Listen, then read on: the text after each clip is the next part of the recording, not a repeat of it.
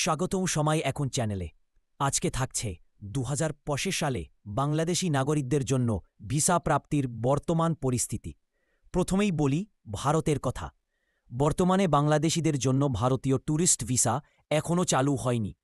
ভারতীয় সহকারী হাইকমিশনার মনোজ কুমার জানিয়েছেন, ভিসা চালু হতে পারে শীঘ্রই, তবে নির্দিষ্ট কোনো তারিখ এখনও জানানো হয়নি। থাইল্যান্ডের ভিসা প্রক্রিয়া এখন অনেকটা জটিল। বর্তমানে আবেদন করতে হচ্ছে ভিসার মাধ্যমে, আর পুরো প্রক্রিয়া শেষ হতে 10 কার্যদিবসের বেশি সময় লাগছে। ভিয়েতনাম 2025 সালের জানুয়ারি থেকে বাংলাদেশিদের জন্য ভিসা প্রদান সম্পূর্ণ বন্ধ করে দিয়েছে। এর পেছনে প্রধান কারণ ট্যুরিস্ট ভিসার অপব্যবহার। ইন্দোনেশিয়া আগে অন অ্যারাইভাল ভিসা দিত, কিন্তু এখন ভিসা পেতে সময় লাগছে 2 মাসেরও বেশি। ফিলিপাইনেও একই চিত্র। আগে যেখানে 10 দিনের মধ্যে ভিসা পাওয়া যেত, এখন তা পেতে লাগছে 1 মাস থেকে 1.5 মাস পর্যন্ত।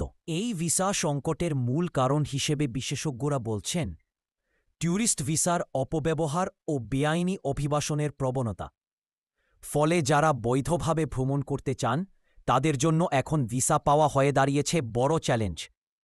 তাই পরামর্শ হচ্ছে, যারা বিদেশ ভ্রমণের পরিকল্পনা করছেন তারা যেন ভিসা প্রক্রিয়া সম্পর্কে আগেভাগেই ভালোভাবে জেনে নেন এবং যথেষ্ট সময় হাতে রাখেন।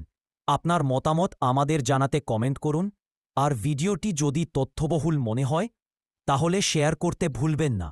ভবিষ্যতের আপডেট পেতে সাবস্ক্রাইব করুন সময় এখন চ্যানেলটি।